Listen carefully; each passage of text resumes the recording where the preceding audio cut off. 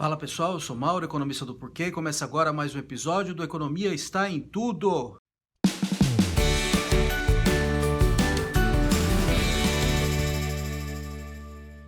Comentar um pouco o que aconteceu aí durante o nosso recesso, que foi bastante movimentado aqui no Brasil, a começar por esse número de inflação que apareceu aí, essa inflação ainda de 2019, né? Inflação lá de dezembro, que apareceu um valor em 1,15% no mês de dezembro.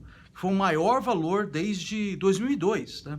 A gente vinha falando aqui de inflação durante o ano, que a inflação estava baixa, abaixo do centro da meta do Banco Central, que é 4,25%, mas essa espetada que a inflação deu aí, principalmente em novembro e em dezembro, levou a inflação a fechar muito perto, na verdade, do centro da meta. Ela fechou em 4,31, um pouquinho acima, mas muito próximo do centro da meta.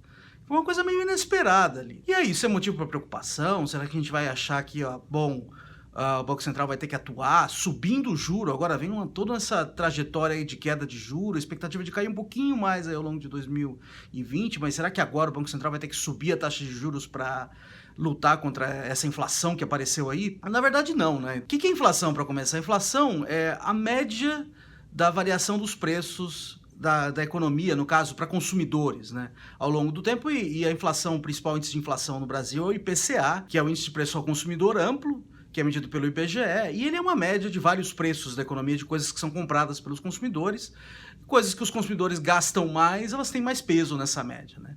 E como uma média, a média é sensível a valores extremos, então aconteceu uma coisa muito extrema aí, principalmente ao longo de novembro e dezembro, que foi essa subida no preço das carnes. Você teve essa peste suína lá na China, isso aí gerou uma escassez global de proteínas e o preço da carne subiu no mundo inteiro, tá? Em particular aqui no Brasil. E essa subida no preço da carne contribuiu muito para a subida no índice. A inflação ela realmente assusta quando ela está disseminada em vários itens do índice. E nesse caso, ela está concentrada em alguns itens, né? Então não é de se esperar que a carne vai continuar subindo ao longo do tempo, que a inflação de 2020 vai ser afetada por isso. Não é de se esperar. Tá? Então não é uma coisa para a gente se preocupar. O Banco Central não é para ele ficar brigando contra a inflação só por causa de uma inflação de carnes, né? Ele tem que brigar contra uma inflação que atinge o índice como um todo, que não parece ser o caso aqui, né? Só para dar uma ideia para vocês como é que a carne subiu tanto, o número do IBGE para o aumento do preço das carnes foi 32,4% no ano de 2019. Isso é uma coisa muito grande. Lembra que a inflação é 4,31%. Tá? Então foi uma coisa realmente aberrante no índice. Essa parte de carnes que está contribuindo para puxar o índice de inflação para cima. E isso aí foi concentrado nos últimos 2 meses. Tá? Como eu disse, não dá para esperar que as carnes vão continuar subindo ao longo do tempo. Na verdade, na prévia do índice de janeiro que saiu recentemente, a gente vê a inflação, na verdade, perdendo bastante força. As carnes continuaram subindo e forte ainda, mas já perderam muita força. Então, o que aconteceu no índice de janeiro, na prévia do índice, não saiu o índice completo, ainda saiu só a prévia agora, é que ele está bem baixo, e tá, na verdade, é o mais baixo desde 1995. É aquela coisa, né?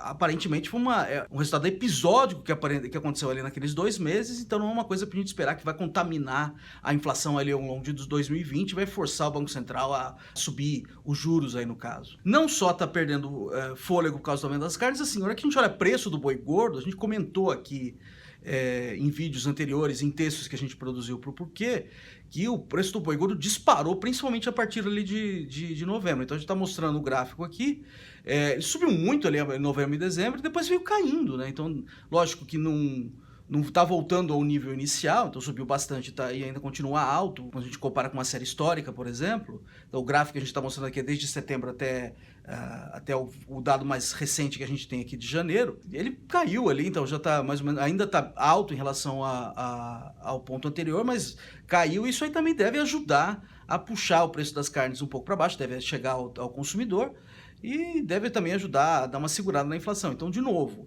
não é uma coisa para a gente se preocupar, foi uma coisa concentrada em determinado segmento, é uma coisa que a gente vai esperar que vai contaminar o índice como um todo. Outra coisa importante que a gente olha nesse mesmo sentido é olhar para a expectativa de inflação, né? Então, o Banco Central tem o relatório Focus, que ele faz tomada de expectativa junto a agentes de mercado, bancos e consultorias, principalmente, ver quantas pessoas estão esperando para a inflação. E a expectativa de inflação não subiu como resultado dessa subida no preço das carnes. Então ela está ali bem estável ainda, abaixo do centro da meta. Então, lembrando que a meta para 2020 é mais baixa, 4%. Do ano passado foi 4,25%.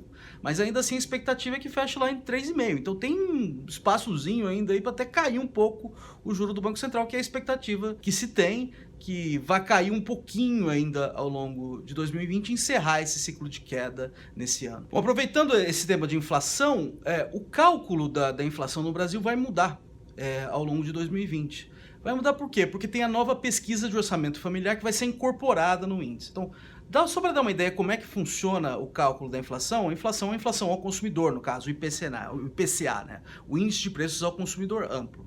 Então, como é que se calcula? Você tem vários preços, tem coisas que os consumidores normalmente compram. E os pesos dessas coisas é diferente. Então, por exemplo, gasolina tem um peso muito grande, mas muito maior no índice, do que, por exemplo, jogar na loteria, porque as pessoas tendem a gastar mais com gasolina. Então o que aconteceu? Esses pesos e os produtos que compõem o índice, eles são normalmente revisados. São revisados o tempo todo, são revisados em geral a cada década. Tá? E como é que é ser feita essa revisão? O IBGE segue um conjunto de famílias ao longo do tempo para ver o que elas estão gastando, tá? Para ver como é que é a alocação do orçamento dessas famílias em diversos itens de consumo. E aí, com base nessa pesquisa, determina-se qual vai ser o peso de cada item e quais itens que vão integrar o índice. Então agora a gente vai ter novos itens, alguns itens entram e outros saem, e novos pesos. A gente olhar as POFs ao longo do tempo, as pesquisas de orçamento familiar ao longo do tempo, dá para ter uma ideia como é que essas coisas vão mudando e vão mudando os hábitos de consumo, né? Então não só o peso dos diversos itens vai mudando, mas a composição do índice também vai. Então só para dar uma ideia, a gente produziu um texto recentemente, e tem um gráfico mostrando os grandes grupos que compõem o índice, como é que foi mudando o peso deles ao longo do tempo nas diversas POFs. Eu estou mostrando aqui o gráfico. Então a gente vê, por exemplo, que a alimentação tinha um peso muito maior lá, por exemplo, na década de 70, quando foi feita a primeira dessas pesquisas, e a alimentação vem caindo ao longo do tempo. Tá? Então isso é um reflexo do aumento da renda per capita. A alimentação, quando sobe a renda per capita, ela começa a ocupar um peso cada vez menor no orçamento familiar. Mas outros itens começam a subir. O que sobe? Principalmente sobe a habitação. Hoje a habitação já é quase 35% do índice. Sobe saúde, sobe educação. Então essas coisas tendem a subir à medida que a renda per capita sobe. A gente vê essa diferença também. A POF mais nova, que a POF vai começar a ser usada, foram coletados em 2017 e 2018. Tá? A gente vê também essa diferença na mesma POF, na POF mais recente, comparando duas regiões diferentes. Uma região que tem uma renda per capita mais alta, que é o Sudeste, e uma região que tem uma renda per capita mais baixa, que é o Nordeste. Então a gente vê, por exemplo, no Nordeste, a alimentação e vestuário tem um peso maior quando comparado ao Sudeste. Tá? E no Sudeste, coisas relacionadas à habitação, saúde, educação, tem um peso maior. Essa é uma relação que a gente normalmente observa, a relação entre renda per capita e o jeito que as famílias alocam o seu orçamento. Umas coisas interessantes que entraram e saíram na nova POF, que vão começar a integrar o índice de inflação, e isso reflete tanto mudança tecnológica como mudança de hábito dos consumidores, né? Então, o que está saindo? CD e DVD está saindo, tá? Gastos com isso. Aparelho de DVD, máquina fotográfica, revelação e cópia, assinatura de jornal e fotocópia. Isso está tudo saindo do índice. Isso são exemplos, né? Tem muitos outros produtos lá, se vocês quiserem dar uma olhada, tem um link aqui do site do IBGE que descreve essas mudanças, né? O que está entrando? Serviços de streaming, quer dizer, Netflix, Amazon Prime, videogame, console de videogame, transporte por aplicativo, TV por assinatura. Isso provavelmente pode até acabar saindo em próximas edições da POF, né? Porque tem essa substituição aí de streaming por TV por assinatura, então vai saber se as pessoas vão estar usando TV por assinatura daqui a 10 anos. E conserto de celular, então, só para dar uma ideia das mudanças que estão tendo no índice. Então a gente tinha falado durante a retrospectiva que a gente fez recentemente, de que essa relação do governo brasileiro com o governo americano estava meio estranha, né? O Brasil fez um investimento muito grande em tentar construir uma relação com o governo americano, e recebeu uma série de baldes de água fria aí no fim do ano passado. O Brasil estava querendo entrar na OCDE, esperava apoio dos Estados Unidos, esse apoio, na verdade, não veio tão forte. Aí teve a acusação do presidente Trump que o Brasil e a Argentina estavam manipulando o câmbio, uma coisa que não tem nada a ver, e ameaçou com aumento de tarifas sobre aço e alumínio. Aparentemente, essas coisas deram uma apaziguada, a diplomacia funcionou, também o presidente Bolsonaro se empenhou bastante, então obteve um compromisso do presidente Trump de voltar atrás nessas coisas, dar apoio ao Brasil na entrada da OCDE e também não colocar essas tarifas que eles estavam ameaçando, nessa proteção ao mercado interno que ele estava ameaçando contra o Brasil contra o Brasil, no caso. Só que é aquela coisa, né? Tudo pode mudar. Mesmo que ele assine no papel, você tem sempre o risco Trump.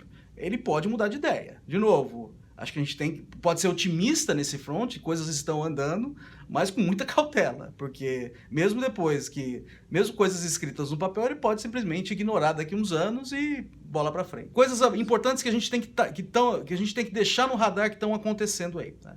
Então, primeiro, com relação à abertura comercial, é uma coisa pequena, mas é uma coisa na direção correta.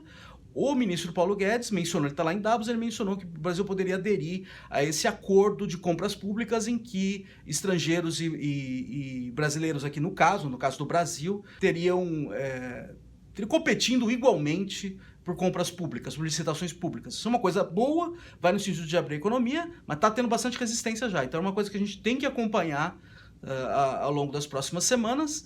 E também reforma tributária. A discussão está esquentando, o Executivo diz que deve mandar uma proposta em breve, está tendo bastante negociação, tanto com estados e municípios, né, sobre o risco que eles vão ter resistência porque tem risco de perder a arrecadação, então vai ter algum tipo de compensação, e também com setores que têm medo de perder algum tipo de destaque com a nova estrutura tributária que está em discussão. Então é uma coisa para a gente acompanhar e que a gente vai discutindo aqui à medida que vai tendo informação nova.